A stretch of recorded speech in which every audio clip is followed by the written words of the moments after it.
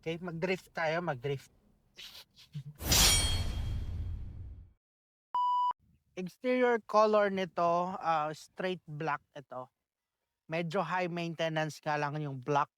Kasi kahit konting scratches, medyo kitang-kita mo na. So sa grills niya, upgraded niya or pinalitan na or aftermarket na yung grills niya. Pero ang headlight niya is still stock. Um, okay pa rin naman ang condition niya. May garnish dito sa front.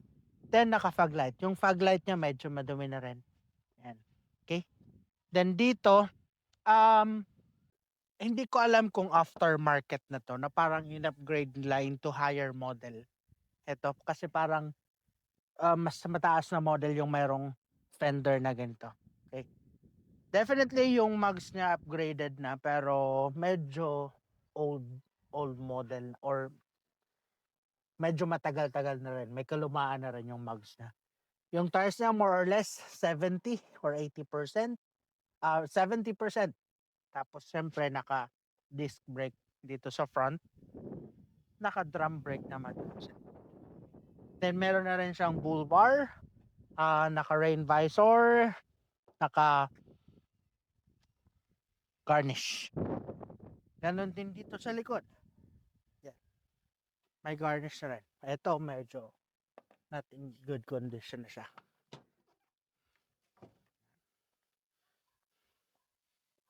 Asking price namin for this one. Again, this is 2019 model, automatic transmission, 4x2, G variant, and ano ba? Automatic transmission. Asking price namin ito is 980,000. That price is still negotiable. Siyempre, pwede din siya sa financing. So if ever interested ka, ito po yung computation. Okay, test drive natin to Hilux. This is 2019 model, automatic transmission, 4x2. So itong sasakyan na to, dito to sa sa Legazpi City sa co-dealer natin. Actually, marami silang unit ngayon. Sabi ko, try natin i-feature and baka sakaling mayroong interested. Well, anyway, marami din naman kasi naghahanap ng pickup na affordable. Hilux, alam natin, kilala natin, basta Hilux built tough. Ford. Sala. Sala. Hindi, reliability, ka-partner sa trabaho, yan, pick up. So 4x2 to, ganda pa naman ang takbo niya, ganda pa naman ang ano niya, hataw niya.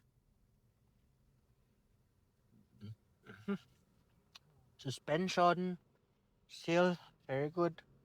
Yan. Okay ba ang suspension niya? Wala akong nararamdaman na kalampag or vibration sa mga pangilalim.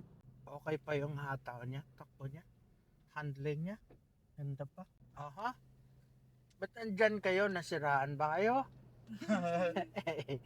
medyo medyo iba lang yung amoy niya dito sa loob. Baka siguro sa leather, no? Medyo luma na yung leather seats niya. Tapos yung uh, salamin niya medyo madumi na.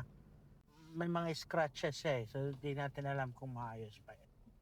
But anyway, so far okay naman. Okay naman siya drive. Okay, may eco mode, meron siyang power mode. Very malamig yung aircon. Ito, functional naman. Ano to? Ang mode niya, yun working naman siya.